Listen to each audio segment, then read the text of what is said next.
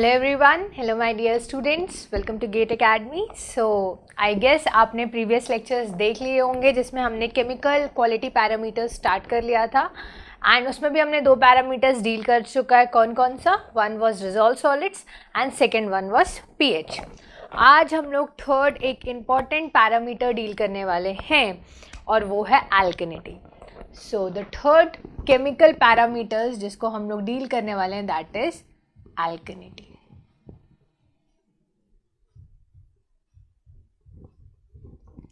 अब ये थोड़ा बाकियों की तरह इजी नहीं है, पहले ही बोल दे रही हूँ, तो हो सकता है आपको रिलेट करने में पहले स्ट्रेच में प्रॉब्लम जाए, इसलिए वीडियो को धीरे धीरे समझना है आपको, ठीक है। ऑल्दो मैं इसको पढ़ाते टाइम अपनी स्पीड थोड़ी कम ही रखूँगी, but you have to be attentive. Clear? पहले ही आपको वार्निंग दे रही हूँ कि आपको इसमें फोकस्ड रहना पड़ेगा क्योंकि इसमें हम बहुत सारी चीज़ें समझने वाले हैं। Fine, so you have to see this video very patiently, very calmly and very slowly. Clear? So now let's start. सबसे पहले हमें ये जानना है कि ये एल्केनिटी क्या होती है, ठीक है। What do you mean by alkalinity? तो एक डेफिनेशन जो आप अधिकतर बुक्स में पढ़ते हो कि ability of the water to neutralise acids, उसको एल्केनिटी बोलते हैं। वाटर की एबिलिटी कि वो एसिड्स को न्यूट्रलाइज कर दे उसको आप बोल देते हो एल्केनिटी। पर इसको अब क्योंकि हम लोग हैं इंजीनियर्स, इसको हम लोग बोलेंगे थोड़ा technically. So we will say वो आयंस जो पानी में प्रेजेंट है, ठीक है, concentration of all ions in water जो केपेबल होते हैं न्यूट्रलाइज करने के लिए हाइड्रोनियम आयन को, उसको आप बोलते हो एल्केनिटी। सो डेफिनेशन ऐसी होती है, concentration of all ions in water which are capable of neutralising hydronium ion, उसको आप बोलते हो एल्केनिटी। वो आयंस पानी में जो प्रेजेंट हो, जो H+ आयन जो पानी में है उसको न्यूट्रलाइज कर दे, उसको आप बोलते हो एल्केनिटी। तो मैं यहाँ लिख सकती हूँ concentration of ions in water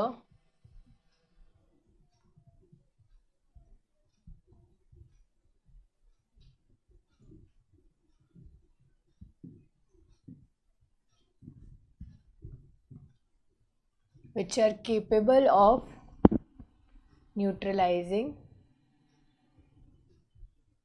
hydronium ion।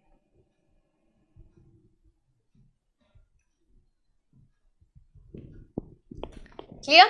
तो ये टू बी प्रिसाइज टेक्निकली एल्केनिटी होती है। ये आप सिंपल वर्ड से बोल देते हो वाटर की एबिलिटी की जो एसिड्स है उसको न्यूट्रलाइज कर दे, पहली चीज। अब बारी आती है कि एल्केनिटी होती किसकी वजह से, ठीक है। कौन कौन सी एल्केनिटी है जो हमें पढ़ना है? तो देखो एल्केनिटी बहुत टाइप्स की होती है। अब कौन कौन सी वो देख लेते हैं, जैसे CO3 HCO3 OH-, HS-, BOH4। तो बेसिकली क्या होते हैं एल्केनिटी की? अगर मैं बात करूं तो वो कार्बोनेट आयन के कारण होती है, बाइकार्बोनेट आयन के कारण होती है, हाइड्रोक्साइड के कारण होती है, सल्फाइड आयन के कारण होती है, बाइबोरेट के कारण होती है, बाइसिलिकेट के कारण होती है, अमोनियम आयन से कारण होती है। मतलब there are n number of sources जिसकी वजह से पानी में एल्केनिटी होती है, ठीक है, जिसकी वजह से पानी में एल्केनिटी होती है, वो तो हमें पता है। और अगर नहीं पता तो मैंने अभी आपको बता दिया कि चाहे वो OH- आयन हो, CO3 आयन हो, HCO3 आयन हो, ये सब पानी में एल्केनिटी इम्पार्ट करते हैं। और मैंने तो अभी सिर्फ दो ही नाम लिखे हैं, ऐसे अमोनियम आयन, बाइबोरेट, बाइसिलिकेट, ऐसे बहुत सारे आयन्स हैं जो कि प्रेजेंट रहते हैं जिसकी वजह से पानी में एल्केनिटी होती है। अब मेरा ये जो पॉइंट बोलने वाली हूँ उसको ध्यान से सुनना, पहले ही बोल दे रही हूँ। देखो होती एल्केनिटी बहुत अलग अलग आयंस की वजह से है, बट मुझे एग्जामिनेशन पॉइंट ऑफ व्यू से इस 3 एल्केनिटी से काम है, ठीक है। From examination point of view I am interested in these 3 alkalinities. Clear? इसका मतलब ये नहीं है कि बाकी एल्केनिटी इम्पार्ट नहीं करता, बाकी जो भी आयंस हैं वो एल्केनिटी इम्पार्ट करते हैं। No doubt. बट अगर मैं बात करूँ परसेंटेज वाइज, मेजॉरिटी वाइज, तो मेजरली ये तीन, ये अप्रॉक्सीमेटली 99.9% करते हैं, तो बाकी जो भी आयंस प्रेजेंट है वो 0.1% एल्केनिटी इम्पार्ट करते हैं, इतना फ़र्क आता है। ठीक है, अब क्या होता है, तुम मुझसे दो चीज़ पूछोगे, तुम्हारे दिमाग में अभी आया होगा मेरे स्टेटमेंट के बाद, कि अगर क्वेश्चन में आपको सल्फाइड आयन दिया हो या आपको बाइबोरेट बाइसिलिकेट आयन दिया हो तो उसको लेना है कि नहीं। तो देखो, अगर मैं प्रैक्टिकल बेसिस पर बात करूँ तो उसको लेने से ज़्यादा कुछ फ़र्क नहीं पड़ता, क्योंकि इट हार्डली मैटर्स। ठीक है, बहुत ही माइनर कंसंट्रेशन में होती है वो। मैंने बताया कि अगर आप एक्चुअल बेसिस पे बात करो, दो चीज़ होती है, एक तो एग्जाम में क्वेश्चन सॉल्व करना और एक प्रैक्टिकली बातें करना। ठीक है, तो जैसे हम लोग, आप किसी भी चैप्टर, किसी भी टॉपिक, किसी भी सब्जेक्ट में देख लो, हम लोग जब अजम्पशंस लेते हैं, क्यों लेना पड़ता है, क्योंकि हमने जो डेरिवेशन डिराइव किया है, तुम अगर बर्नौलीज इक्वेशन ही देख लो, आइडल फ्लूइड की बात करो, ये बात करो कि वो इनकम्प्रेसिबल है, तो हम लोग 100 चीज़ें उसमें हम लोग अजम्पशंस लेके चलते हैं। ठीक है, तो वही कंडीशन यहाँ पर आ जाती है कि प्रैक्टिकली अगर मैं बात करूँ तो उनका कंसंट्रेशन जो होता है वो बहुत कम होता है। ठीक है, वो बहुत 0.1% वो इफेक्ट करता है, एल्केनिटी जो इम्पार्ट करता है पानी में। बट अगर पेपर में आता है, अगर पेपर में आपको स्पेसिफाइड है और बोला भी नहीं गया है कि neglect the minor ion concentration for alkalinity, तो फिर आपको for solving the question in the paper you have to take this concentration also into account. But general basis पर ये 3 आयंस होते हैं जिनकी वजह से एल्केनिटी इम्पार्ट होती है पानी में। क्लियर? नाउ अब बात करूं कि एल्केनिटी जो कार्बोनेट आयन के कारण होती है, the CO3 - is known as carbonate ion. Alkalinity due to carbonate ion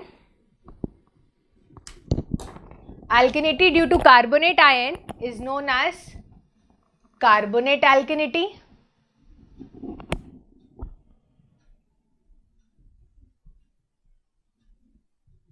एल्केनिटी जो बाइकार्बोनेट आयन के कारण होती है उसको बोलते हैं बाइकार्बोनेट एल्केनिटी।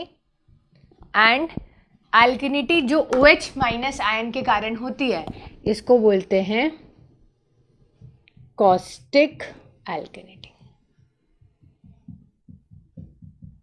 ठीक है, तो आपको अगर क्वेश्चन में बोल दिया है कि caustic alkalinity is given to you as litre से 30 mg पर लीटर, तो तुरंत आपके दिमाग में क्लिक कर जाना चाहिए कॉस्टिक एल्केनिटी मतलब वो एल्केनिटी जो OH- आयन के कारण आई है। क्लियर? तो alkalinity due to CO3 ion is carbonate, HCO3 ion is bicarbonate and OH- ion is caustic alkalinity. ये तो हो गई पहली जनरल डिस्कशन। अब एक टर्म्स जो आप सुनोगे, जो आपने सुनी होगी, और अगर आप फर्स्ट टाइम पढ़ रहे हैं तो आपने एक टर्म सुनी होगी नेगेटिव एल्केनिटी। एल्केनिटी तो सुनी होगी बट आपने एक टर्म सुनी होगी नेगेटिव एल्केनिटी, तो इसके बारे में थोड़ा डिस्कशन कर लेते हैं। अब क्या होता है, लेट अस सपोज आपके पास एक पानी है, ठीक है, उसमें मैंने बोला कि इस पानी में, लेट अस सपोज इस पानी में there is a water,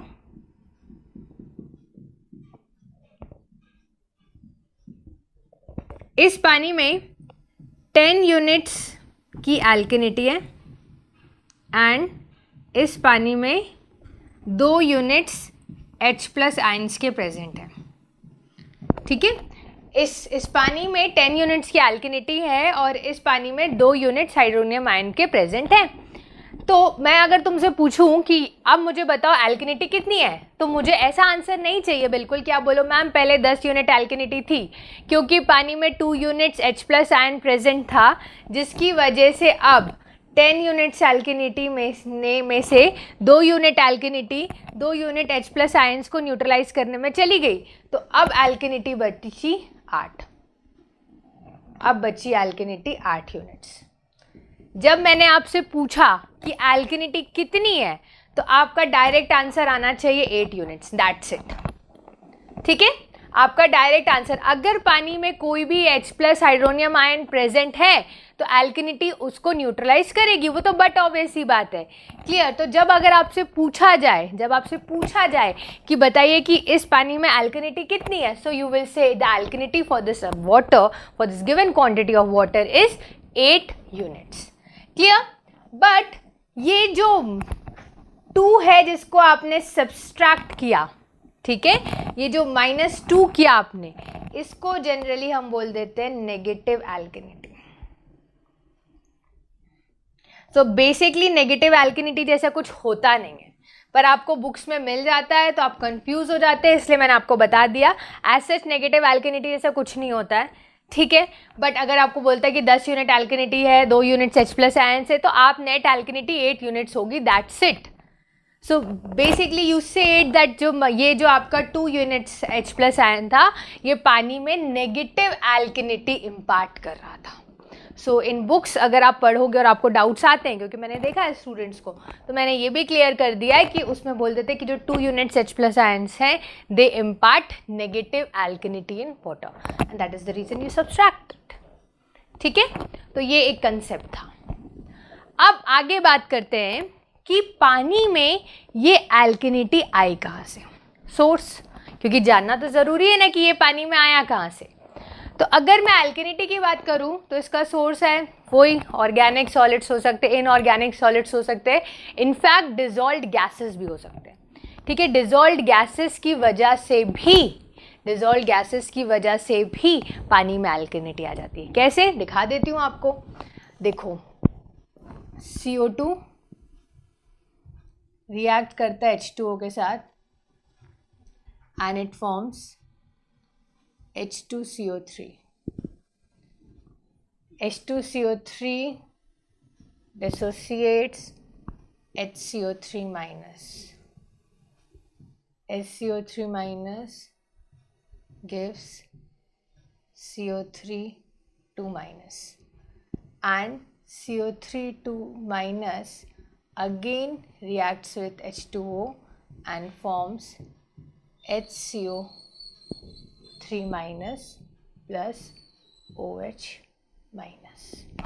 clear? So आपने देख लिया कि HCO3 minus ion, CO3 2 minus ion, OH minus ion सब आपको मिल गया, किससे, डिजॉल्व्ड गैसेस से। You got all this alkalinity because of the dissolved gases. अब ये रिएक्शन स्ट्रेट होगा। अब ये जो साइन मैंने लगाया है, can you see this sign, this is what, reversible reaction है। फॉरवर्ड डायरेक्शन में भी जा सकती है, बैकवर्ड डायरेक्शन में भी जा सकती है। और आपने पढ़ रखा होगा, और अगर नहीं पढ़ा है तो मैं आपको बता देती हूँ कि ये फॉरवर्ड जाएगी कि बैकवर्ड जाएगी, ये जनरली डिपेंड करता है किस पे, pH एंड टेम्परेचर पे। क्लियर? सो जब भी ऐसी रिएक्शंस होती है, they specify the pH, they specify the temperature and even the concentration of ions. अब बारी आती है कि जस्ट आपको एक चीज़ बता दूँ इन्फॉर्मेशन के लिए कि ये जो थर्ड वाली रिएक्शन है, ये बहुत वीक रिएक्शन होती है। कैसे, समझते हैं। आप देखोगे अगर पानी में एल्गी हुई, तो वो क्या करेगी, वो HCO3 माइनस आयन को कंज्यूम करना चालू कर देगी। क्यों? क्योंकि इसमें होता है कार्बन। अब एक चीज़ है जिसमें कंफ्यूज मत होना, आगे भी मैं बहुत बार ये चीज़ बोलने वाली हूँ। एल्गाई को कार्बन चाहिए ग्रोथ के लिए। Carbon is a source of nutrient for algae. वहीं अगर मैंने माइक्रो ऑर्गेनिजम्स की बात की थी, तो माइक्रो ऑर्गेनिजम्स के लिए कार्बन क्या था, सोर्स ऑफ एनर्जी था।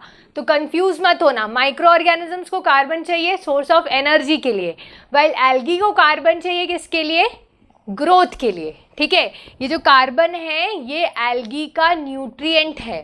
ठीक है, सो if algae is present then obviously it will consume carbon।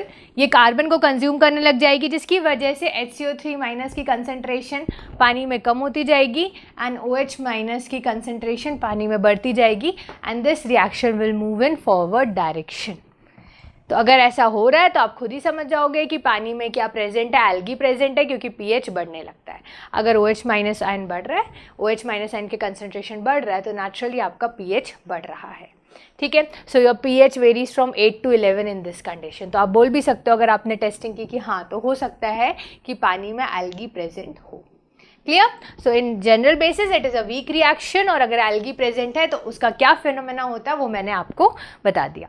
सो ये मैंने आपको जस्ट एक बताया है कि अगर डिजॉल्व्ड गैसेस प्रेजेंट हो, ऑर्गेनिक सॉलिड्स हो, इनऑर्गेनिक सॉलिड्स हो, किसी की भी वजह से पानी में एल्केनिटी आ जाती है, पहली चीज़। अब बारी आती है, सोर्स तो मैंने आपको बता दिया, अब बात करते हैं इम्पैक्ट की, कि एल्किनिटी से क्या इम्पैक्ट होता है। तो पहला इम्पैक्ट, अगर एल्किनिटी परमिसिबल लिमिट से ज़्यादा हो तो ये पानी में बिटर टेस्ट इम्पार्ट करती है। ठीक है, कैसे बिटर टेस्ट इम्पार्ट करती है? देखो ये तो एनायन है, तो like sodium carbonate, sodium bicarbonate, अगर ये पानी में परमिसिबल लिमिट से ज़्यादा प्रेजेंट हुए तो क्या होगा? पानी में बिटर टेस्ट इम्पार्ट करेंगी। तो पहला इम्पैक्ट निकल कर आता है कि alkalinity imparts bitter taste in water, पहली चीज़। दूसरा इम्पैक्ट, चलो टेस्ट तो है ही है, पर उससे ज़्यादा मेजर इम्पैक्ट जो आपको मिलता है वो ये है कि देखो पानी में तो आपके अलग अलग टाइप्स के कैटायंस भी होंगे। कैटायंस को क्या बोलते हैं? पॉजिटिवली चार्ज आयंस जो होते हैं उनको कैटायंस बोलते हैं। तो अब लेट अस सपोज पानी में Mg2+ आयन है, ये क्या हुआ? ये रिएक्ट किया इसने OH- आयन के साथ और ये बन गया MgOH ट्वाइस, जो कि प्रेसिपिटेट बन गया। सिमिलरली अगर पानी में है Ca2+ आयन, ये रिएक्ट किया कार्बोनेट आयन के साथ और फॉर्म कर लिया कैल्शियम कार्बोनेट, ये भी बन गया एक प्रेसिपिटेट है। देन अगर पानी में एल्यूमिनियम प्रेजेंट है, it reacts with OH- ion and it will form AlOH thrice, ये भी एक प्रेसिपिटेट है। तो इम्पैक्ट क्या निकल कर है? इसको देख के अगर मैं पूछूं कि चलो मैंने आपको रिएक्शन बता दी कि पानी में अगर Mg2+ है, Ca2+ है, Al3+ है और वो एल्किनिटी के साथ रिएक्ट करेगी तो फॉलोइंग कंपाउंड्स बनेंगे। तो अब मैं अगर आपसे पूछूं इसका इम्पैक्ट क्या निकल कर है, तो आप बोलोगे मैम बट ऑब्वियसली पानी अगर पास कर रहा है और उसमें इस टाइप की एल्किनिटी प्रेजेंट है तो क्या होगा? पानी में डिपोजिशन हो जाएगा सॉलिड्स का, and this will lead to what? एक टर्म मैंने आपको बता रखी है और मैंने बोला ये बहुत जगह काम आएगी, दैट इज इंक्रास्टेशन ऑफ पाइप्स। और अगर पाइप में पानी जो जा रहा है उसमें ये कंपाउंड्स, ये एल्किनिटी प्रेजेंट है तो क्या होगा? ये सॉलिड्स उसमें डिपॉजिट हो जाएंगे, which will ultimately leads to incrustation. तो होगा, इंक्रास्टेशन होने से क्या होगा? डिस्चार्ज कैरिंग कैपेसिटी कम हो जाएगी। और इसका रीज़न मैं पहले भी बता चुकी हूँ, क्यों? क्योंकि इनिशियली जब पानी फ्लो कर रहा था तो पाइप रेजिस्टेंस ऑफर कर रहा था पानी के फ्लो को। ओवर द टाइम जब सॉलिड्स डिपॉजिट हो गए तो अब पाइप भी रेजिस्टेंस ऑफर कर रहा है पानी को, प्लस जो सॉलिड्स हैं वो भी रेजिस्टेंस ऑफर कर रहे हैं। तो पानी को पास करने के लिए पाइप में से ज़्यादा एनर्जी खर्च करनी पड़ रही है। क्लियर? सो बिटर टेस्ट इम्पार्ट करता है, पाइप्स लाइन्स में बेसिकली इंक्रास्टेशन होता है एंड जिसके कारण which ultimately results in reduction in discharge carrying capacity. ये इसके इम्पैक्ट निकल कर आते हैं। अब third and very important thing जो निकल कर आता है, मेजरमेंट। लिख भी देती हूँ, ये तो इम्पैक्ट हो गया मेजरमेंट। तो अगर मैं मेजरमेंट की बात करूं तो हमने हर चीज़ में टेक्निक की बात की थी। अभी इससे पहले जब हमने बात की थी टेस्ट एंड ऑर्डर, तब हमने बात किया था डाइल्यूशन टेक्निक। कलर वाले में कलर मैचिंग टेक्निक की बात की थी। पीएच में हम लोग ने पोटेंशियोमीटर पीएच स्केल से मेजरमेंट किया था। यहाँ पे अगर मैं मेजरमेंट की बात करूँ, in this condition measurement done by titration. Technique which is used is titration. अब इस टाइट्रेशन को समझाने के लिए मुझे आपको पहले बहुत सारे कंसेप्ट समझाने पड़ेंगे। ठीक है, मुझे नहीं पता कि बहुत स्टूडेंट्स को शायद मोलारिटी नहीं पता होगा, नॉर्मेलिटी नहीं पता होगा, तो अगर मैं डायरेक्ट स्टार्ट कर दूंगी तो बहुत स्टूडेंट्स को प्रॉब्लम होगी। तो पहले एक ब्रीफ बेसिस पर मैं क्या करने वाली हूँ, एक ब्रीफ बेसिस पर मैं आपको बताऊंगी कि टाइट्रेशन तो हम लोग बट ऑब्वियसली करेंगे। टाइट्रेशन तो बहुत ध्यान से करना पड़ेगा क्योंकि each and every step is important. But उससे पहले मैं आपको कुछ कंसेप्ट्स हैं, ठीक है, कुछ चीज़ें हैं जो आपने ऑलरेडी पढ़ रखी होगी, वो तो मुझे भरोसा है, बट वो शायद ओवर द टाइम आप भूल गए होंगे। ठीक है, सो उसको पढ़ते हैं हम लोग को, पहले उसको डील कर लेते हैं। तो फिर टाइट्रेशन से रिलेटेड मैं एक क्वेश्चन भी करवा दूंगी आपको, तो क्लियर हो जाएगी पूरी कहानी आपको। पर ध्यान से समझना, पूरा फोकस यहीं पर रहना चाहिए। So let us start let us start. Titration से पहले कुछ चीज़ें हम लोग को पढ़नी है, जैसे कि होता है, एक होता है मॉलिक्यूलर वेट। ठीक है, what do you understand by molecular weight? Late us suppose मैं अगर बोल रही हूँ मॉलिक्यूलर वेट निकालना है किसका, किसका दे दूँ, कार्बन डाइऑक्साइड का दे देती हूँ, सिंपल। तो क्या करोगे, हर एलिमेंट का जो वेट होता है उसको प्लस करोगे। तो यहाँ पे क्या है, कार्बन का कितना है 12 ग्राम्स, प्लस ऑक्सीजन का कितना है 16। कितने ऑक्सीजन है 2, सो 2 इंटू 16, सो क्या हो जाएगा 44 ग्राम्स। क्लियर? ऐसे आप सबका निकाल सकते हो, ऐसी कोई भी कंपाउंड्स बोलो आप उसका वेट निकाल सकते हो। कैसे निकालोगे? और किसी का कंपाउंड का बताओ मुझे, जैसे H2SO4, तो हाइड्रोजन कितना है 2, ठीक है, एक हाइड्रोजन के वेट 1 ग्राम होता है, 2 है तो 2 इंटू 1। सल्फर कितना है 32 ग्राम्स। ऑक्सीजन कितना होता है एक 16, सो कितने ऑक्सीजन है 4। सो इसको सॉल्व कर लेते हैं, कितना निकल कर आएगा 34 प्लस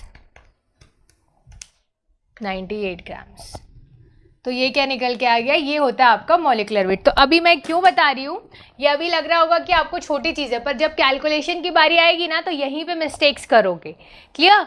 सो ये चीज़ें आपके दिमाग में क्लियर होनी चाहिए। तो मॉलिक्यूलर वेट कार्बन डाइऑक्साइड का 44 ग्राम, H2SO4 का 98 ग्राम्स, ऐसे आप सबके लिए निकाल सकते हो। निकाल ही देती हूँ, जैसे कि अच्छा उसको भी आगे समझाऊंगी, रुको फिर भी लिख देती हूँ। OH ऑक्सीजन का 16 प्लस हाइड्रोजन का 1 17 ग्राम्स। क्लियर? तो ये क्या निकल कर आता है आपका मॉलिक्यूलर वेट। अब आपने सुना होगा नंबर ऑफ मोल्स, ये तो आपने सुना होगा कि मोल्स कितने हैं, नंबर ऑफ मोल्स, 1 मोल 2 मोल। आप बात करते हो ना कि लेट अस सपोज कोई भी इक्वेशन होती है तो आप बोलते हो कि 2 मोल्स प्रेजेंट है। लेट अस सपोज ये इक्वेशन तो सबने पढ़ रखी है, बैलेंस्ड है, बैलेंस्ड है रिएक्शन, बताओ बैलेंस्ड है reaction. 2H2 plus O2 gives 2H2O।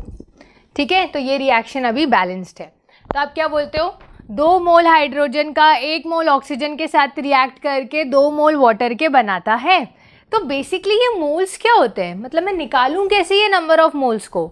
ठीक है, मुझे निकालना है कि ये नंबर ऑफ मोल्स क्या होता है। आपने बोल तो दिया 2 मोल हाइड्रोजन के रिएक्ट कर रहे हैं 1 मोल ऑक्सीजन के साथ और ये 2 मोल H2O के बना रहे हैं। तो अब मुझे जानना है कि ये होते क्या है, number of moles. So number of moles is given by, जो भी आपका गिवन वेट है उसको जब आप मॉलिक्यूलर वेट से डिवाइड कर दो तो आपको पता चल जाएगा कि कितने मोल्स उस कंपाउंड के पानी में प्रेजेंट हैं। ठीक है, लेट अस सपोज अगर मैं बात करूं, अब लेट अस सपोज अगर मैं बोलूं 196 grams of H2SO4 is present in water. Example, अगर 196 ग्राम का H2SO4 वाटर में प्रेजेंट है तो मुझे ये नहीं जानना ग्राम के टर्म्स में कि कितना ग्राम प्रेजेंट है, मुझे मोल्स के टर्म में बताओ। देखो चीज़ें एक ही है बट उसको रिपोर्ट करने के तरीके अलग अलग है। ठीक है, सो तुमने मुझे बोला कि 196 ग्राम्स ऑफ H2SO4 प्रेजेंट है पानी में। मैंने बोला मुझे नहीं जानना कि ग्राम्स में कितना, मुझे बताओ कितने मोल्स प्रेजेंट है H2SO4 के। तो आप बोलोगे सिंपल है, गिवन वेट कितना गिवन है आपको 196 ग्राम्स और H2SO4 का मॉलिक्यूलर वेट निकाल चुका है 98 ग्राम्स, तो आ जाएगा 2 moles. 2 moles of H2SO4 is present in water. तो उस तरीके से बता दो, वेट के टर्म्स में बता दो, कंसंट्रेशन के टर्म्स में बता दो या मोल्स के टर्म में बता दो, दैट इज वन और द सेम थिंग। अब अगर मैंने 2 मोल्स H2SO4 बोल दिया तो उसका वेट तो चेंज नहीं हो जाएगा ना, वेट तो उतना ही रहेगा 196 ग्राम्स। क्लियर?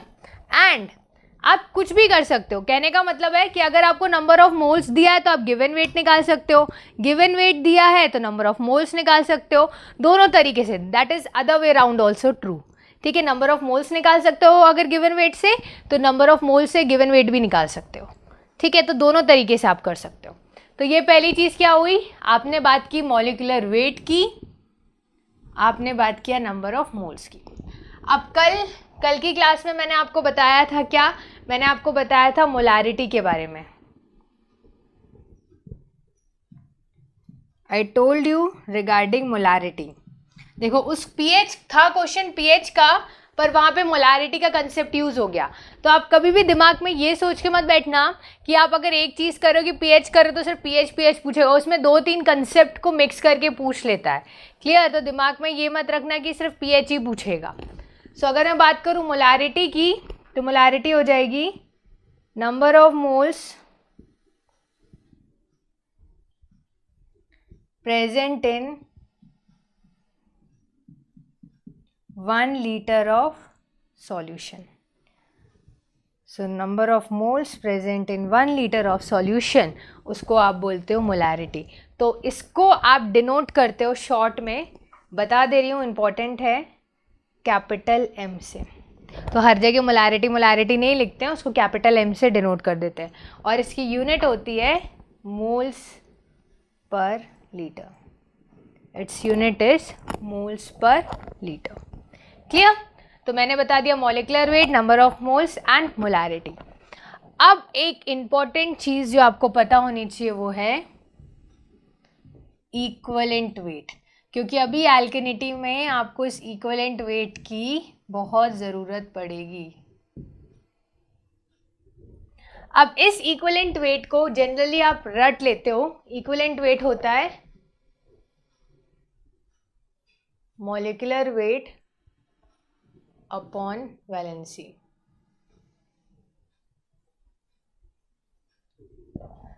अब ये इक्विवेलेंट वेट क्या होता है ये समझो, कंपाउंड का वो वेट जो कि केपेबल है reacting with 1 mole of electron के साथ, weight of compound which is capable of reacting with 1 mole of electron.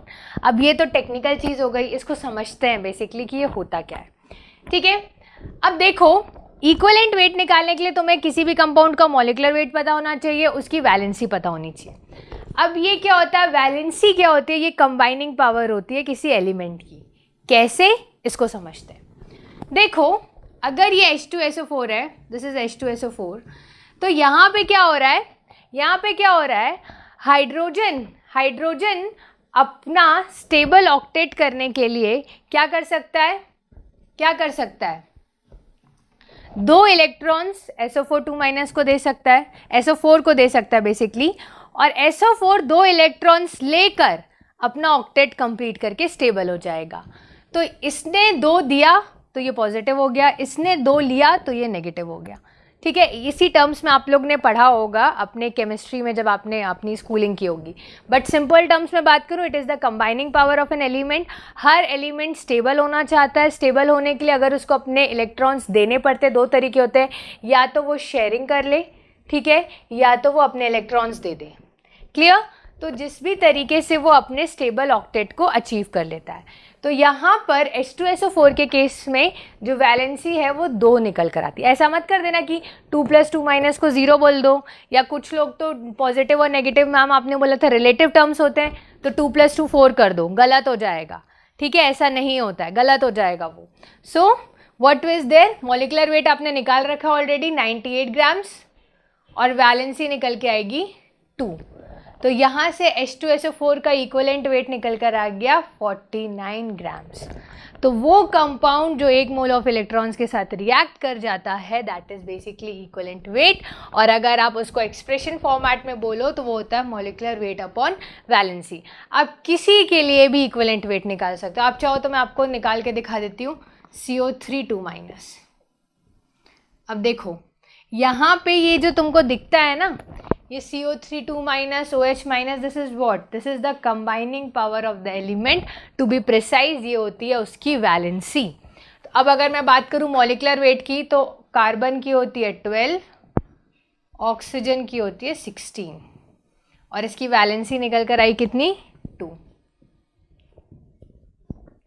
So this is 60/2, that is 30 ग्राम। ये निकल कर आई किसकी, इक्वलेंट वेट निकल कर आया CO3 का। ऐसे ही आप OH माइनस आयन का भी निकाल सकते हो। ये हो जाएगा 16 + 1, वैलेंसी है 1, you can see this, clear. So यहाँ पर हो जाएगा 17 ग्राम्स। एंड लास्ट HCO3- इसकी भी निकाल देती हूँ। क्यों? क्योंकि ये आपको याद रखना पड़ेगा, CO3 की, OH- की, ताकि कैलकुलेशन सिंपल हो जाए। वो मैं आगे बताऊंगी। और अगर नहीं भी याद रखना तो मत रखो, 1 सेकेंड लगता है, 1 मिनट मैक्सिमम इसको कैलकुलेट करने में।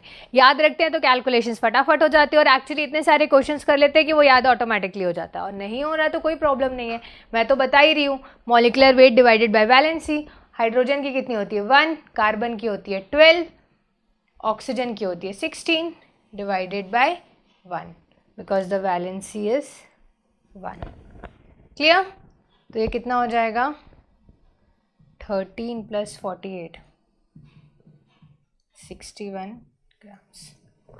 तो मैंने आपको बेसिकली ये 3 का इसलिए निकाला क्योंकि हम लोग ने बात कर चुका कि यही मेजरली होते हैं जो पानी में अल्केनिटी इम्पैक्ट करते हैं। तो CO3 का इक्वलेंट 30 ग्राम्स है, OH- का 17 ग्राम्स है एंड HCO3- का 61 ग्राम्स है। अब आगे बात करते हैं। अब आपको इसमें एक टर्म है जो बहुत ही ज़्यादा यूज आने वाली अल्केनिटी में है, वो है ग्राम इक्वलेंट्स। कितने ग्राम इक्विवेलेंट्स किसी कंपाउंड के पानी में प्रेजेंट हैं, number of gram equivalents. This is given by number of gram equivalents. जो होता है वो आप कैसे निकाल सकते हो, this is calculated by given weight upon equivalent wait. ठीक है, जब आप गिवन वेट से इक्विवेलेंट वेट को डिवाइड करते हो, आपको ग्राम इक्विवेलेंट्स मतलब कितने ग्राम इक्विवेलेंट्स एक कंपाउंड के प्रेजेंट हैं वो पानी में आप निकाल सकते हो। और इसका भी बहुत यूज आएगा, ये बहुत ही अच्छी चीज़ है। मैं कहने का मतलब ये हमारे लिए आगे बहुत हेल्पफुल होगा। अब आप किसी भी चीज़ का ग्राम इक्विवेलेंट्स निकाल सकते हो। जैसे कि अगर मुझे निकालना है, लेट अस सपोज मुझे क्वेश्चन में गिवन है 196 ग्राम्स ऑफ H2SO4। वो एग्जाम्पल ले लेती हूँ। 196 ग्राम्स का मुझे H2SO4 दिया है और मुझसे नंबर ऑफ ग्राम इक्विवेलेंट्स पूछा है। तो देखो गिवन वेट कितना दिया मुझे 196 ग्राम्स, और इक्विवेलेंट वेट कितना हो जाएगा इसका। इक्विवेलेंट वेट मैंने अभी तक नहीं निकाला है। इक्विवेलेंट वेट जो है, अच्छा निकाल रखा है 49 ग्राम्स, तो ये हो जाएगा 49 ग्राम्स। तो यहाँ से मुझे नंबर ऑफ ग्राम इक्विवेलेंट्स मिल जाएंगे, number of gram equivalents of H2SO4 मिल जाएंगे। तो ऐसे ही मैं किसी के भी ग्राम इक्विवेलेंट्स निकाल सकती हूँ। आई can calculate the gram equivalents of any compound whatsoever I want. तो ये 5 चीज है। लास्ट चीज जो इसमें होती है वो है नॉर्मैलिटी। अब ये नॉर्मैलिटी क्या होती है इसको समझते हैं। नॉर्मैलिटी होती है number of gram equivalents present in 1 litre of solution. इसको आप बोलते हो नॉर्मैलिटी। जितने ग्राम इक्विवेलेंट्स किसी भी कंपाउंड के 1 लीटर सॉल्यूशन में प्रेजेंट होते हैं, इसको आप नॉर्मैलिटी बोलते हो। और इसको मैं बता भी देती हूँ, इसको डिनोट करते हो बाय कैपिटल N। ठीक है, this is denoted by capital N। और अगर आप इसको एक्सप्रेशन के फॉर्मेट में लिखना चाहो तो क्या होगा, given weight divided by equivalent weight present in 1 litre of the solution. इसको आप बोलते हो इक्विवेलेंट वेट। अब ये मैंने आपको जितनी भी चीज़ें थी ये बहुत शॉर्ट में बताई है, एक्चुअल में तो बहुत डिटेल में इसको पढ़ते हैं। ठीक है, अगर आपने 11-12 की क्लासेस की होंगी तो आप देखोगे कि एक्चुअली में इसकी खुद में हम लोग अगर पढ़ते हैं ऑफलाइन वगैरह में तो इसकी 2-3 क्लासेस लगाते हैं, क्योंकि एकदम डिटेल में पढ़ते हैं। बट अभी ऐसा नहीं है कि कुछ नहीं पढ़ा है, जितनी इंपॉर्टेंट चीज़ें थी जो आपको पता होनी चाहिए वो हमने डील कर रखा है। ठीक है, तो इतना समझने के बाद आपसे क्वेश्चन सॉल्व हो जाएंगे, आपसे कोई भी क्वेश्चंस नहीं छूटेगा। ठीक है, तो ये आपके दिमाग में होना चाहिए कि हाँ जितना आपने पढ़ा है उससे रिलेटेड जितने भी क्वेश्चंस हैं जो प्रीवियसली आए भी हुए हैं और जो नहीं आए हैं बट आ सकते हैं, सब आपसे बन जाएंगे। तो एक बार मैं इसको रिवाइज करा देती हूँ आपको, उसके बाद हम लोग आगे मूव ऑन करने वाले हैं। तो सबसे पहली चीज़, मॉलिक्यूलर वेट, हर एलिमेंट का जो भी मॉलिक्यूलर वेट होता है उसको आपने ऐड ऑन कर दिया, हर इंडिविजुअल एलिमेंट के वेट को ऐड ऑन कर दिया। नंबर ऑफ मोल्स निकालना था, आपको क्या पता है, जो भी कंपाउंड का वेट दिया गया है डिवाइडेड बाय उसका मॉलिक्यूलर वेट। देन मोलारिटी होती है नंबर ऑफ मोल्स, कितने मोल्स 1 लीटर सॉल्यूशन में प्रेजेंट हो उसको मोलारिटी बोलते हैं, यूनिट होती है मोल्स पर लीटर। उसके बाद इक्विवेलेंट वेट क्या होता है, weight of compound which is capable of reacting with 1 mole of electrons. तो मैंने आपको बताया कि ये जो होता है आपका equivalent weight, this is molecular weight divided by valency. Valency combining power होती है एलिमेंट की कि कितना इलेक्ट्रॉन्स एक दूसरे को दे दें ताकि हर इंडिविजुअल एलिमेंट एक स्टेबल ऑक्टेट बना ले। ठीक है, तो यहाँ पर मैंने आपको बताया कि क्या वैलेंसी होती है तीनों कंडीशंस में। फिर मैंने आपको बताया नंबर ऑफ ग्राम इक्विवेलेंट्स क्या। तो देखो, अगर तुमको 1 ग्राम इक्विवेलेंट्स पता चल गया, ठीक है, अगर आपको 1 ग्राम इक्विवेलेंट पता चल गया किसी भी चीज़ का, लेट अस सपोज अगर मुझे 196 ग्राम H2SO4 दिया है तो मैं इसका ग्राम इक्विवेलेंट H2SO4 का निकाल सकती हूँ। तो अगर मुझे 1 ग्राम इक्विवेलेंट H2SO4 का पता चल गया तो 5 ग्राम इक्विवेलेंट 10 ग्राम इक्विवेलेंट्स मैं निकाल सकती हूँ। It's unitary method. जैसे कि अगर मुझे 1 मोल का वेट पता है, ठीक है, अगर मुझे 1 मोल पता है कितना है तो मैं 5 मोल का वेट निकाल सकती हूँ, 10 मोल्स का वेट निकाल सकती हूँ। Like I know 2 moles of H2SO4 196 grams देगा, तो 10 मोल्स कितना देगा मुझे पता है, मैं निकाल लूंगी। तो वो यूनिटरी मेथड है। एक फंडा याद रखना, आपको बस पता होना चाहिए what each term signifies, that's it. ठीक है, सिमिलरली नॉर्मेलिटी की बात करूं तो नॉर्मेलिटी होता है कितने ग्राम इक्विवेलेंट्स 1 लीटर सॉल्यूशन में प्रेजेंट है, इसको आप क्या बोलते हो, this is known as normality. ठीक है, तो ये आपको टाइट्रेशन से पहले ये चीज़ें पता होनी चाहिए। क्यों पता होनी चाहिए, क्योंकि टाइट्रेशन के टाइम, टाइट्रेशन क्या होता है, आप 2 चीज़ों के बीच में रिलेशन निकालते हो अननोन पैरामीटर को डिटरमाइन करने के लिए। ठीक है, अब ये समझने का बेसिक फंडा क्या था वो समझ लेते हैं। आगे जब मैं टाइट्रेशन कराऊंगी तो उससे पहले एक कंसेप्ट आपको पता होना चाहिए। क्या है, 2 रूल होते हैं। 1 gram equivalent of anything reacts with 1 gram equivalent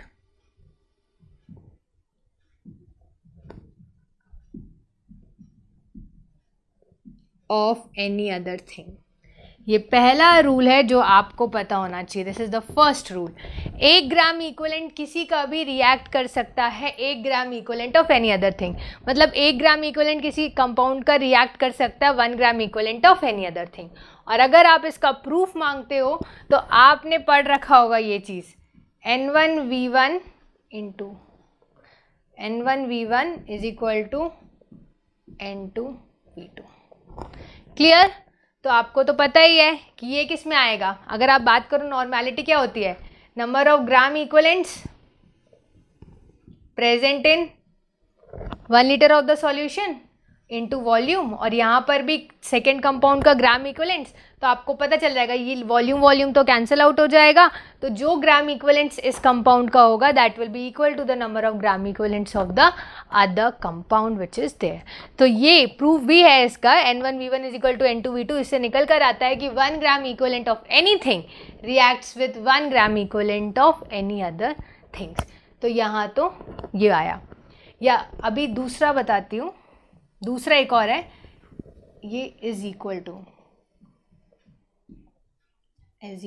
1 gram equivalent of any other thing, क्योंकि रिएक्शन वाला दूसरा प्रिसाइजली बताती हूँ। 1 gram equivalent of anything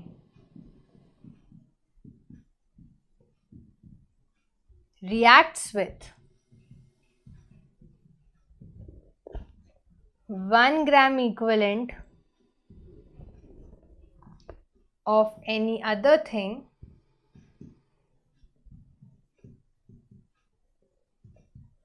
to form 1 gram equivalent of anything. पहला निकल कर आया कि 1 ग्राम इक्वलेंट किसी का भी इक्वल होता है 1 ग्राम इक्वलेंट किसी और चीज का. ठीक है, proof N1V1 is equal to N2V2. आपको पता है नॉर्मेलिटी होती है number of gram equivalents present in 1 litre of the solution. V1 क्या होता है, वॉल्यूम होता है किसी एक कंपाउंड का, N2 उसके ग्राम इक्वलेंट्स, इंटू V2 उसका वॉल्यूम जो भी प्रेजेंट हो. अब बारी आती है कि दूसरा स्टेटमेंट आता है 1 gram equivalent of anything reacts with 1 gram equivalent of any other thing to form 1 gram equivalent of any other thing. अब इसको समझना थोड़ा आपको कॉम्प्लिकेटेड लगेगा, बट एक एग्जाम्पल दूंगी उससे बहुत अच्छे से क्लियर हो जाएगा what does it means to say. तो उसको देख लेते हैं. आई गेस आपने ये नोट कर लिया होगा.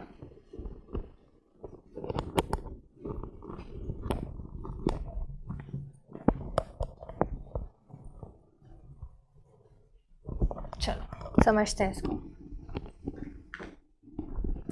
अब देखो, अगर मैं बात करूं, कोई भी कंपाउंड आप ले सकते हो. अगर जैसे मैंने ले लिया H2SO4, अभी उसी की बातें चल रही है तो H2SO4 ले लिया. तो अगर मैं बात करूं तो ये कैसे बना, 2H plus SO4 2 minus forms H2SO4. अब ध्यान से समझना, ये चीज़ आपको सुनने में बड़ी कॉम्प्लिकेटेड लगेगी. ये चीज़ अभी बहुत, ये तो इतना यूज़ नहीं होगा, पर ये तो अभी आपका एक इंपॉर्टेंट जगह यूज़ होगा, पर ये भी बहुत जगह यूज़ होने वाला आगे. ठीक है, तो ये दोनों रूल बताने का पर्पस ही है टाइट्रेशन से पहले कि आपको इसका फंडा क्लियर हो.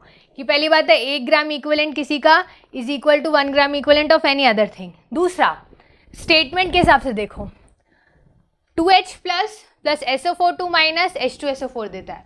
अब देखो, पहली गलती जो तुम करते हो, तुम बोलोगे कि मैम हाइड्रोजन का वेट हुआ 2 ग्राम्स और SO4 2 माइनस का वेट निकाला था क्या, नहीं निकाला था. तो चलो निकाल लेते हैं. और सल्फर का होता है 32, ऑक्सीजन का होता है 16,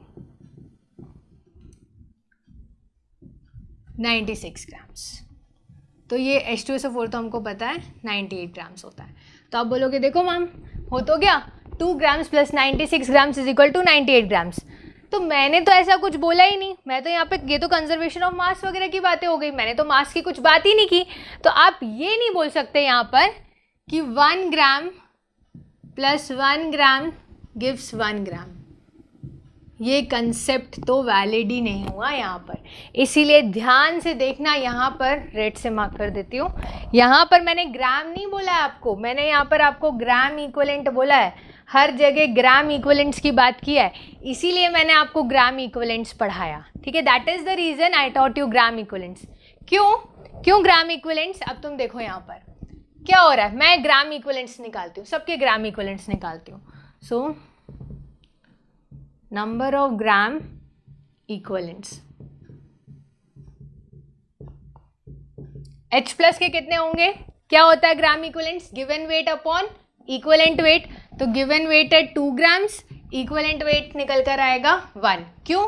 क्योंकि इक्विवेलेंट वेट होता है molecular weight upon valency. Molecular weight है 1 और वैलेंसी भी है 1, तो 2/1 2 ग्राम इक्विवेलेंट देगा. ठीक है, 2 ग्राम इक्विवेलेंट्स. फिर SO4 2 माइनस का equivalent weight of SO4 2 minus. Given weight कितना है 96 ग्राम्स, क्योंकि यहाँ पर तो 1 मोल ही दिया हुआ है वैसे भी. सो 96 ग्राम्स. और क्या होता है, given weight divided by equivalent weight. Equivalent weight क्या होता है, molecular weight divided by valency. तो ये हो जाएगा 2 ग्राम इक्विवेलेंट. तो ये भी हो गया 2 ग्राम इक्विवेलेंट. और H2SO4 का तो तुम निकाल ही चुके हो, 98 डिवाइडेड बाय 49, ये भी निकल कर आया 2 ग्राम इक्विवेलेंट. तो अब इसको आप बोल सकते हो कि हाँ 1 gram equivalent of anything reacts with 1 gram equivalent of any other thing to form 1 gram equivalent of any other thing. तो मेरा ये स्टेटमेंट प्रूफ हो गया. सेम आप चाहो तो आप खुद भी कर सकते हो, किसके लिए, H2CO3 के लिए कर सकते हो, 2H प्लस CO3 2 माइनस के लिए. ठीक है, उसके लिए भी आप करके देखोगे, आपको रिजल्ट मिल जाएगा. सो मेरा कहने का मतलब है ये वाला कंसेप्ट आप कोई ग्राम्स के लिए नहीं निकाल रहे हो, आप ग्राम इक्विवेलेंट्स के लिए निकाल रहे हो, कितने ग्राम इक्विवेलेंट्स प्रेजेंट है। तो आप क्या बोल रहे हो यहाँ पे, देखो प्रूफ हो गया 1 ग्राम इक्विवेलेंट ऑफ एनीथिंग, जो स्टेटमेंट बोला reacts with 1 gram equivalent of any other thing to form 1 gram equivalent of any other thing. ठीक है, तो ये प्रूव हो गया। तो कभी भी भूल कर भी, इसलिए पहले मैंने आपको ये दिखाया क्योंकि आपके दिमाग में हमेशा वेट चलता रहता, तो आप इसको पहले समझोगे, पर ये गलत है। जब भी मैं बात कर रही हूँ तो मैं ग्राम इक्विवेलेंट्स की बात कर रही हूँ। ठीक है, I am talking regarding gram equivalents कि 1 ग्राम इक्विवेलेंट रिएक्ट करेगा 1 ग्राम इक्विवेलेंट्स के साथ और फॉर्म करेगा 1 ग्राम इक्विवेलेंट। क्लियर? तो ये फंडा, ये कंसेप्ट निकल कर आता है और ये चीज़ आपको पता होनी चाहिए। अब रीज़न क्यों मैंने ग्राम इक्विवेलेंट्स का कंसेप्ट पिक्चर में लेकर आया, क्यों ज़रूरत पड़ी। ठीक है, तो इसका रीज़न समझो। क्या होता है पानी में, पानी में अलग अलग टाइप्स के आयंस प्रेजेंट रहते हैं और वो अलग अलग टाइप्स की एल्केनिटी इम्पार्ट करते हैं। मैंने तो 3 ही बताया, कार्बोनेट, बाइकार्बोनेट, कॉस्टिक, और भी मैंने आपको बोल चुका है कि माइनर आयंस प्रेजेंट रहते हैं जिसकी वजह से पानी में एल्केनिटी इम्पार्ट होती है। This we all know, right. So अब बारी ये आती है कि मैं कैसे सबको अलग अलग रिपोर्ट करूं। मतलब मैं कॉस्टिक एल्केनिटी अलग बता रही हूँ, फिर मैं हाइड्रोक्साइड एल्केनिटी, या कॉस्टिक बोलो या हाइड्रोक्साइड एल्केनिटी बोलो, या बाइकार्बोनेट एल्केनिटी या कार्बोनेट एल्केनिटी, कितना सब अलग अलग मुझे कैलकुलेट करना पड़ेगा। तो एक काम क्यों नहीं करते कि सबको ग्राम इक्विवेलेंट्स में एक्सप्रेस कर देते हैं, क्योंकि आपने बोल रखा है। अब बोलोगे क्यों ग्राम इक्विवेलेंट्स में करने से कुछ प्रॉब्लम नहीं होगी? नहीं होगी।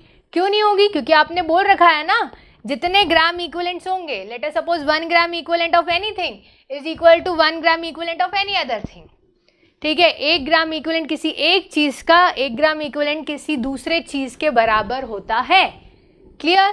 तो आपने तो बोल ही रखा है। तो ऐसा करते हैं कि सब ग्राम इक्विवेलेंट्स को किसी एक के फॉर्म में रिप्रेजेंट कर देते हैं। बहुत अच्छा आइडिया है। तो अब कोई कॉमन टर्म भी तो होना चाहिए जिसके टर्म में रिप्रेजेंट करें। तो हमने बहुत ढूंढा और हमने कैल्शियम कार्बोनेट लिया। मैंने बोला जितने भी ग्राम इक्विवेलेंट्स हैं, हम बोलेंगे जितने gram equivalents let us suppose CO3 के प्रेजेंट है, उतने ही ग्राम इक्विवेलेंट्स कैल्शियम कार्बोनेट के। जितने ग्राम इक्विवेलेंट्स OH- के प्रेजेंट है, उतने ही ग्राम इक्विवेलेंट्स CaCO3- के हैं। जितने ग्राम इक्विवेलेंट्स OH- के, उतने ही ग्राम इक्विवेलेंट्स CaCO3 के हैं। तो कहने का मतलब है मैं एक ऐसा टर्म इंट्रोड्यूस करती हूँ जो सबके लिए कॉमन हो, जिसके टर्म्स में मैं आंसर को रिपोर्ट कर पाऊँ और मुझे कोई प्रॉब्लम नहीं जाएगी फिर कि हर के टर्म में अलग अलग रिपोर्ट करने की। तो ये तो बहुत अच्छा आइडिया है। तो मैंने बोला हमने लिया कैल्शियम कार्बोनेट। जो कंपाउंड हमने सिलेक्ट किया वो है कैल्शियम कार्बोनेट।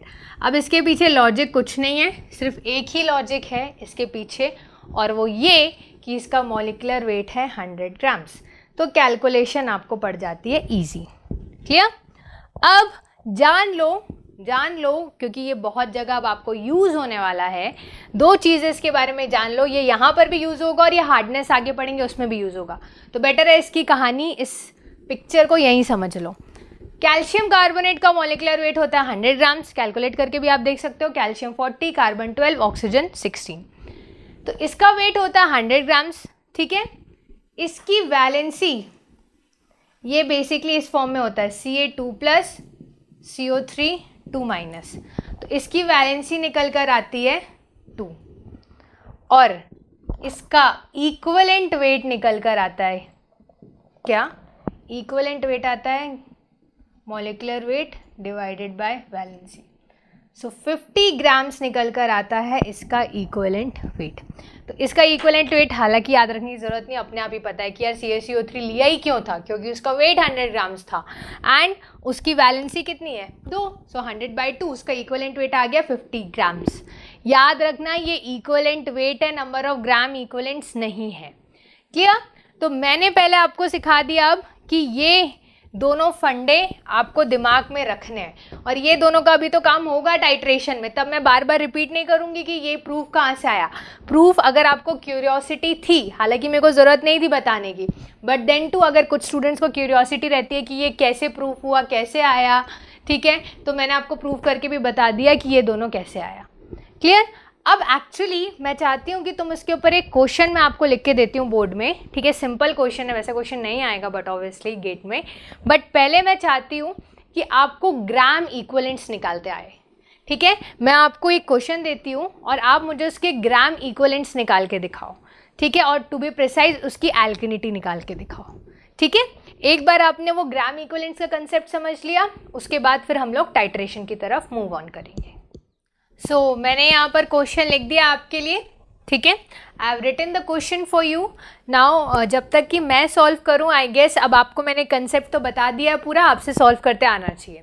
पहले मैं एक बार क्वेश्चन रीड कर देती हूँ। एक वाटर का सैंपल है, वो कंटेन करता है क्या, 420 grams of CO3 minus, 244 grams of HCO3 minus and 68 grams of OH minus ion. तो आपसे पूछ रहा है एल्केनिटी रिपोर्ट करने को। तो सिंपल है, सिंपल है, मैंने पहले भी बोल चुका है, सबका ग्राम इक्विवेलेंट्स निकालो, सबका ग्राम इक्विवेलेंट्स निकालो। कैसे निकालते, पहला क्वेश्चन है इसलिए मैं समझा देती हूँ। देखो, अगर ग्राम इक्विवेलेंट्स निकालने हैं तो सबसे पहले मैं ग्राम इक्विवेलेंट्स निकालती हूँ, number of gram equivalents of CO3 minus. कितना होगा, ग्राम इक्विवेलेंट्स क्या होता है, given weight upon equivalent weight. तो गिवन वेट कितना है, 420 ग्राम्स, और मैंने इक्विवेलेंट वेट आपको पहले भी बता चुका है कि CO3 माइनस वगैरह का बेटर है, याद रख लो। तो उसका मॉलिक्यूलर वेट होता है 60 और उसकी वैलेंसी होती है 2, तो 60/2 दैट इज 30। तो यहाँ पर इक्विवेलेंट वेट निकल कर आएगा 420/30, तो ये कितना आ जाएगा 14।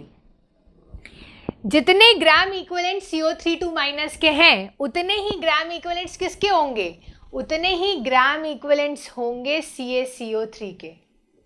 क्यों, कौन सा रूल अपनाया, पहला जो मैंने आपको बताया, 1 gram equivalent of anything is equal to 1 gram equivalent of any other thing. तो यहाँ पर जितने ग्राम इक्विवेलेंट CO3 माइनस के होंगे उतने ही ग्राम इक्विवेलेंट्स कैल्शियम कार्बोनेट के होंगे, पहला। नेक्स्ट निकालते हैं नंबर ऑफ ग्राम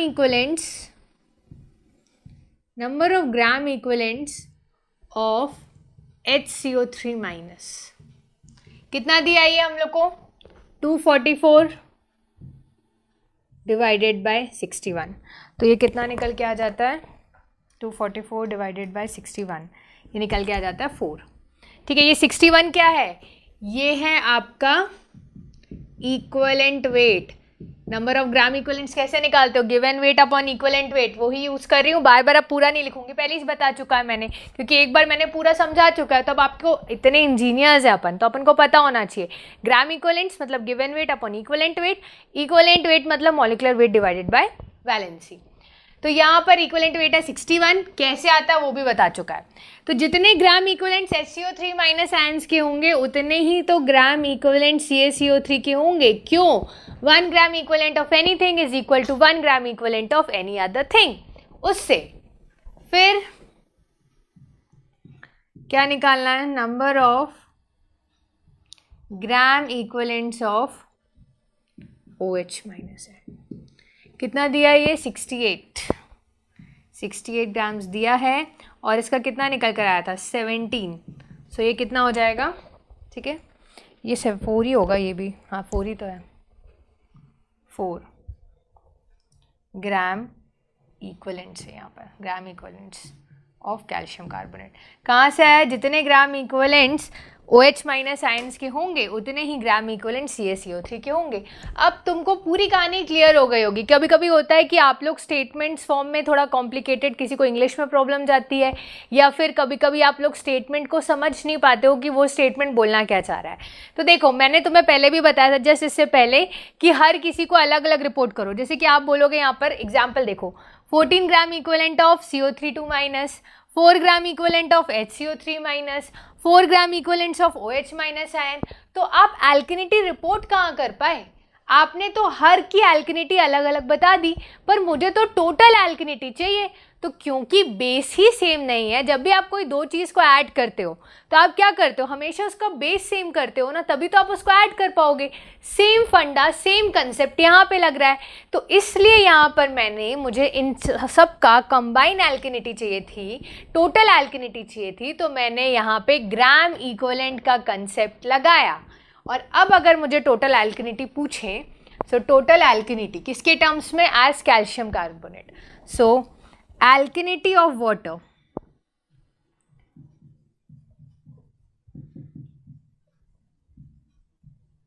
कैसे होगी? 14 ग्राम इक्वलेंट्स प्लस 4 प्लस 4. अभी भी कुछ चीज़ें इसमें समझनी है, तो अभी ध्यान देना. क्या हो जाएगा ये? 822 ग्राम इक्वलेंट्स ऑफ कैल्शियम कार्बोनेट. देखो क्वेश्चन में मुझसे पूछा है mg पर लीटर में, इसने मुझसे पूछा है mg पर लीटर में, पर मेरा आंसर तो ग्राम इक्वलेंट्स में आ रहा है, तो अभी तो मेरा आंसर कंप्लीट नहीं है.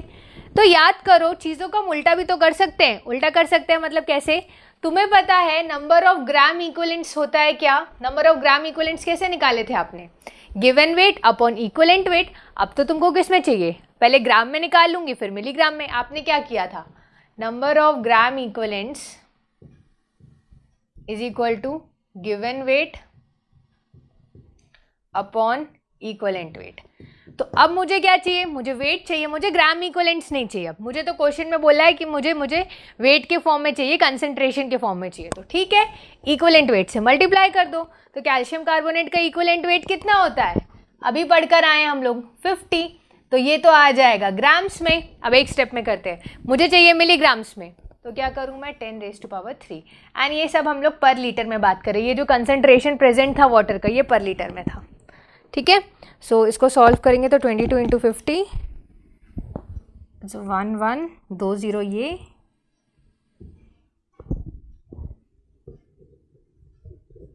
10⁻³ mg पर litre. That is 11 into 10⁻5. Arbitrary values ली थी तो मैं बस समझाने के लिए कि कैलकुलेशन कैसे करते हैं. तो 11 इंटू 10⁻5 mg पर लीटर. ये आपकी एल्किनिटी हो जाएगी. Alkalinity of water as calcium carbonate in milligrams per litre. बताना ज़रूरी है कि किस में रिपोर्ट की है. पहला चीज़. अब कुछ स्टूडेंट्स के दिमाग पर एक डाउट आ गया होगा, और वो डाउट क्या है उसको भी डील कर लेते हैं पहले. ठीक है. किन्हीं स्टूडेंट्स को लग रहा होगा कि मैम आपने नेगेटिव एल्किनिटी का कंसेप्ट बताया था, तो आपने बोला था कि जो H+ आयन होता है वो नेगेटिव एल्किनिटी इम्पार्ट कर रहा होता है. मैंने बोला हाँ बोला था. तो तुम बोलोगे कि मैम OH- आयन दिया हुआ है. ठीक है. OH- आयन इंटू H+ ये देता है 10⁻⁻14.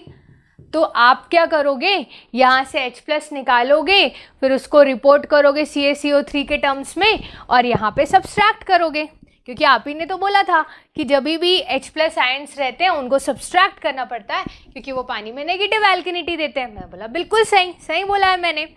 तो मैं जस्ट आपको बता दूं आपकी जानकारी के लिए कि अगर आप कैलकुलेट करके H+ आयन लाएं और उसको सब्सट्रैक्ट करें, इतनी छोटी वैल्यू आती है, इट हार्डली मैटर्स.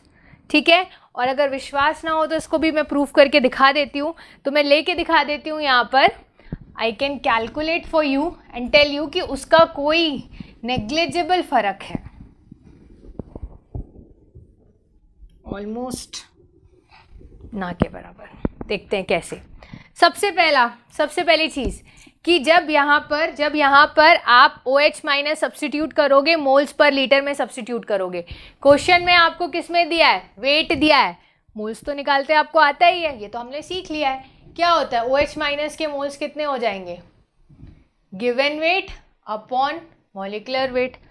ठीक है. कितने मोल्स हुए? 4 मोल्स हुए. 1 लीटर में प्रेजेंट है ये. ठीक है. तो यहाँ पर हो गया 4 और ये है H+. यहाँ से H+ का कंसंट्रेशन निकाल लेते हैं.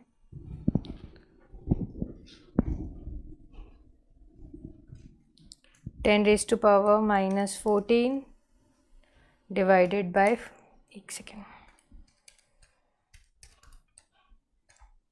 Divided by 4.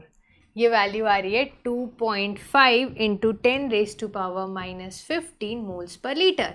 अब भूल कर भी इसी को मत डाल देना यहाँ पर अभी के लिए। तो क्यों? क्योंकि यहाँ पर तो हमने सब चीज़ें ग्राम इक्विवेलेंट्स में निकाली है। तो सबसे पहला काम देखो, यहाँ पे मैं तुम्हारे जितना पढ़ा है सब कंसेप्ट क्लियर हो जाएगा। मोल्स को मुझे कन्वर्ट करना है ग्राम्स में। तो तुमने पढ़ रखा है, मैंने क्या बताया है, मोल्स क्या होता है, नंबर ऑफ मोल्स क्या होता था, given weight upon molecular weight. और मैंने बोला था दोनों तरीके से भी कर सकते हो, गिवन वेट से मॉलिक्यूलर वेट को डिवाइड करो, मोल्स भी मिल जाएगा, या मोल्स का मॉलिक्यूलर वेट से मल्टीप्लाई करो, गिवन वेट मिल जाएगा। तो यहाँ मुझे ज़रूरत है गिवन वेट की, मुझे वेट चाहिए। तो क्या किया, मॉलिक्यूलर वेट से मल्टीप्लाई कर दिया। हाइड्रोजन का वेट ही कितना होता है, 1 ग्राम, मल्टीप्लाई कर दो 1 से, कोई फर्क नहीं होगा, ग्राम्स पर लीटर। अब बारी आती है कि मुझे ग्राम्स नहीं चाहिए, मुझे तो ग्राम इक्विवेलेंट चाहिए। क्यों ग्राम इक्विवेलेंट चाहिए? क्योंकि मैं बोल दूंगी फिर जितने ग्राम इक्विवेलेंट्स H+ के उतने ही ग्राम इक्विवेलेंट CaCO3 के, तभी तो बेस सेम रहेगा, तभी तो मैं उसको सब्सट्रैक्ट कर पाऊंगी। ये भी बात सही है। तो मुझे यहाँ पे क्या करना पड़ेगा, मुझे गिवन वेट को इक्विवेलेंट वेट से डिवाइड करना पड़ेगा, क्योंकि मुझे पता है गिवन वेट को जब इक्विवेलेंट वेट से डिवाइड करूंगी तब जाकर उस कंडीशन में मुझे क्या मिलेगा, इन दैट कंडीशन मुझे ग्राम इक्विवेलेंट्स मिलेंगे। तो यहाँ पे तो कोई टेंशन ही नहीं है। क्यों? क्योंकि इक्विवेलेंट वेट भी 1 ही है, तो यहाँ से H+ का कितना निकल कर आएगा, 2.5 इंटू 10⁻⁻15 ग्राम इक्विवेलेंट्स। जितने ग्राम इक्विवेलेंट्स H+ के हैं उतने ही ग्राम इक्विवेलेंट्स किसके होंगे, CaCO3 के होंगे। किस रिलेशन से, 1 gram equivalent of anything is equal to 1 gram equivalent of any other thing. इतनी बार रिपीट कर चुकी हूँ, अब तो आपको भी याद हो जाना चाहिए। ठीक है, तो अब मैं इसको अगर सब्सट्रैक्ट करूँ, चलो ये क्या था मेरा, 14 + 4 + 4 -2.5 इंटू 10⁻⁻15, ये आएगा किसमें, ग्राम इक्विवेलेंट्स में। याद रखना ये चीज़, तुम लोग जल्दी जल्दी में बाद में इक्विवेलेंट वेट से CaCO3 के मल्टीप्लाई करना ही भूल जाते हो, ये सब गलत मत करके आना। सो उसको लिखती हूँ मैं -2.5 इंटू 10⁻⁻15। तो उसको सॉल्व करने पर वैल्यू आ रही है 22 ही। लो, कुछ फर्क नहीं पड़ा। अब 50 इंटू 10⁻³ कर दोगे तो सीधे mg पर लीटर में वैल्यू आ जाएगी, mg पर लीटर एज CaCO3। क्लियर? तो ये भी कितना ही निकल के आएगा, 11 इंटू 10⁻5 mg पर लीटर। तो जस्ट आपकी बताने के लिए कि देख लो, वैसे भी अगर कुछ होता ना तो वो आपको 10.9999, अगर थोड़ी बड़ी वैल्यू होती H+ की तो भी वो 10.99999 ऐसी वैल्यूज़ आ जाती है। ठीक है, यहाँ तो पूरी वही की वही आ गई है, क्योंकि 2.5 इंटू 10⁻⁻15, सोच सकते हो कितनी छोटी वैल्यू है। क्लियर? तो जस्ट आपको बताने के लिए कि अगर आप H+ कंसिडर भी कर लेते हो कोई फ़र्क नहीं पड़ता। देखो आपकी कैलकुलेशन ही लंबी हुई है और कुछ नहीं हुआ। ठीक है, यहाँ पे तो चलो कर लिया मैंने, इसलिए यहाँ पे बोला कि भूल कर भी इसको मत लिखना, क्योंकि अगर तुम्हारी H+ के लिए हैबिट हो जाती है, तुम सब चीज़ के लिए ऐसा कर लेते हो। अगर इसकी जगह CO3 होता, OH- होता, कोई भी चीज़ का कंसेंट्रेशन, ये रिलेशन तो नहीं लगता बट कोई भी चीज़ का रिलेशन दिया रहता तो तुम्हारी हैबिट हो जाती कि बिना तुमने उसको ग्राम इक्विवेलेंट्स में कन्वर्ट किए मोल्स में लिख लिया, तो आंसर गलत हो जाएगा। इसलिए मेक इट अ पॉइंट कि हमको हर चीज़ पहले ग्राम इक्विवेलेंट्स में चाहिए। एक बार हमने ग्राम इक्विवेलेंट्स ऑफ कैल्शियम कार्बोनेट में निकाल लिया, फिर चाहे कंसंट्रेशन में पूछे या किसी भी टर्म्स में पूछे, we are able to give the answer for that particular question. ठीक है, तो इसीलिए अगर आपको डाउट है कि कोई आपसे पूछे क्यों ज़रूरत पड़ी कैल्शियम कार्बोनेट की, तो आप बोलोगे अभी तो 3 ही आयंस है। एक्चुअल में तो पानी में n नंबर ऑफ आयंस रहते हैं जिनके कारण एल्केनिटी होती है।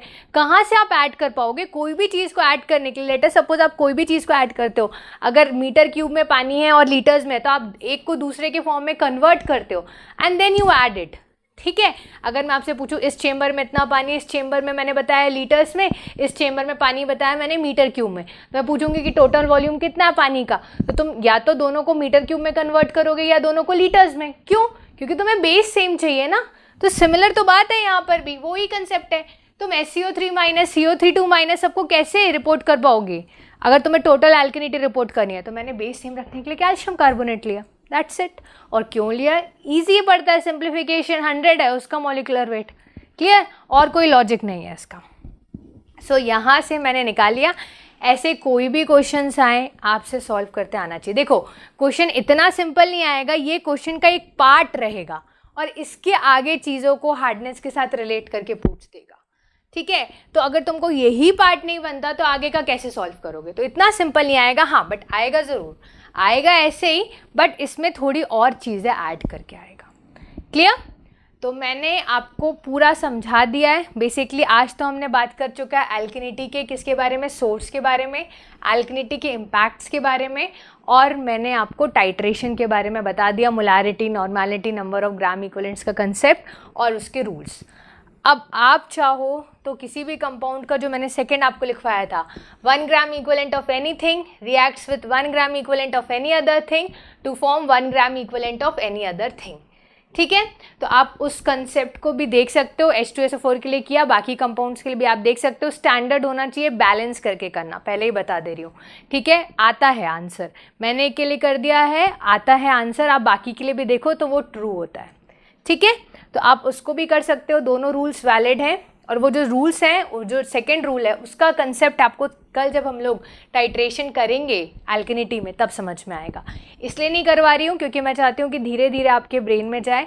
आज आप ये ग्राम इक्विवेलेंट्स के कंसेप्ट को अच्छे से रिवाइज करो। आपके पास अगर स्टैंडर्ड बुक्स हैं तो उसमें से क्वेश्चंस आप और प्रैक्टिस करो कि आपको आना चाहिए एल्कनिटी कैसे निकालते हैं।